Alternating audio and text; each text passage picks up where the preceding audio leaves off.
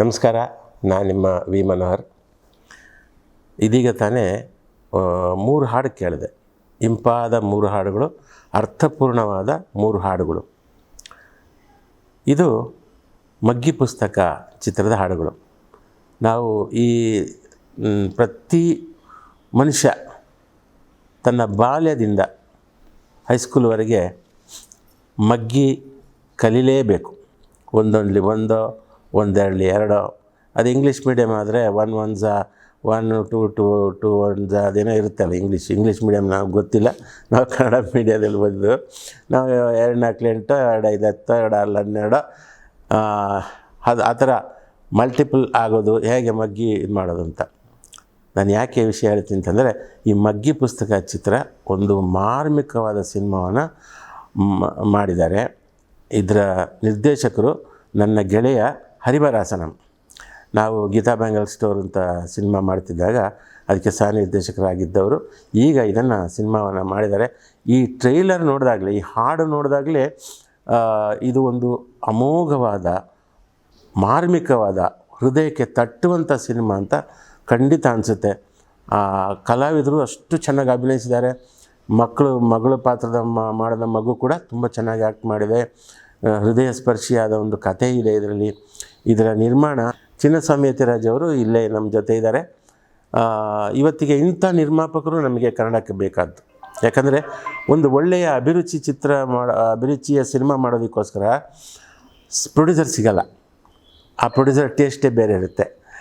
ಆದರೆ ಇಲ್ಲಿ ನಮ್ಮ ಚಿನ್ನಸ್ವಾಮಿ ಯತಿರಾಜ್ ಅವರು ಒಂದು ಒಳ್ಳೆಯ ಸಿನಿಮಾಕ್ಕೆ ತಾವು ತೊಡಗಿಸಿಕೊಂಡು ಇದನ್ನು ನಿರ್ಮಾಣ ಮಾಡಿದ್ದಾರೆ. ಇದು ನಿಜಕ್ಕೂ ಹರಿವರಾಸನವರ ಅದೃಷ್ಟ ಅಂತ ಹೇಳ್ಬೋದು. ಯಾಕಂದರೆ ಒಳ್ಳೆ ನಿರ್ದೇಶಕರಿಗೆ ಒಳ್ಳೆ ನಿರ್ಮಾಪಕರು ಸಿಗೋದೇ ಇಲ್ಲ.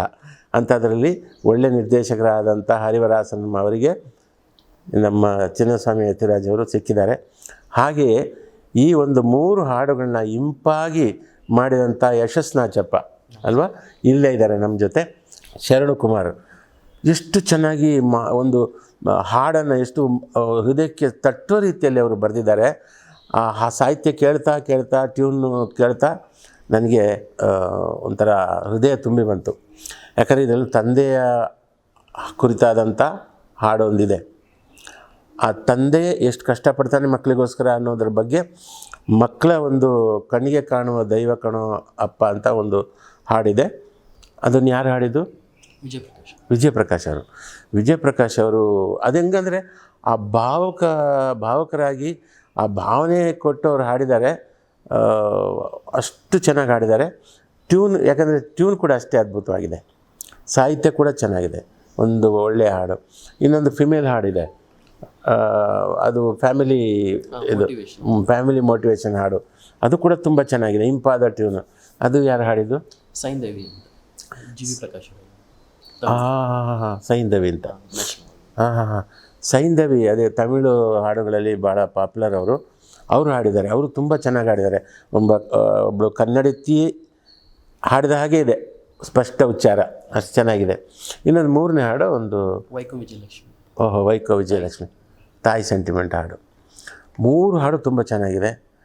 ಸಿನಿಮಾ 100% ಚೆನ್ನಾಗಿದೆ ಅಂತ ಈ ಹಾಡುಗಳು. ಯಾಕಂದರೆ ಅನ್ನ ಬೆಂದಿದೆಯಾ ಇಲ್ವ ಅಂತ ಒಂದನ್ನಗಳು ನೋಡಿದ್ರೆ ಗೊತ್ತಾಗುತ್ತೆ ಅನ್ನ ಬೆಂದಿದೆಯಾ ಇಲ್ವ ಅಂತ. ಈ 3 ಹಾಡನ್ನು ನಾನು ನೋಡಿದಾಗ 3 ಹಾಡನ್ನು ತೆಗೆದ ರೀತಿ, ಆಮೇಲೆ ತಾಯಿ ಪಾತ್ರ ಮಾಡಿದಂಥವ್ರು ಯಾರದು? ಶ್ರೀರಕ್ಷಾ ಅಂತ. ಅವರು ಕೂಡ ಅವರ ಕಣ್ಣಲ್ಲಿ ಆ ಭಾವ ಎಷ್ಟು ಚೆನ್ನಾಗಿದೆ ಅಂತಂದರೆ ಅವರು ಅನುಭವಿಸಿ ಇದನ್ನು ಅಭಿನಯಿಸಿದ್ದಾರೆ. ಟೋಟಲಿ ಈ ಒಂದು ಒಳ್ಳೆಯ ಸಿನಿಮಾ ಮಗ್ಗಿ ಪುಸ್ತಕ. ಇದಲ್ಲದೆ ನನ್ನ ಆತ್ಮೀಯ ಗೆಳೆಯ ಮೈಸೂರು ರಾಮಾನಂದ್ ಅವರು ಮುಖ್ಯವಾದ ಪಾತ್ರವನ್ನು ಮಾಡಿದ್ದಾರೆ ಇದರಲ್ಲಿ. ಮೈಸೂರು ರಾಮಾನಂದ್ ಅವರಂತೂ ನನಗೆ ಮೊದಲಿಂದ ಗೊತ್ತು. ನಮ್ಮ ಗುರುಗಳಾದ ಕಾಶಿನಾಥ್ ಸರ್ ಗರಡಿಯಲ್ಲಿ ಪಳಗಿದಂಥವರು.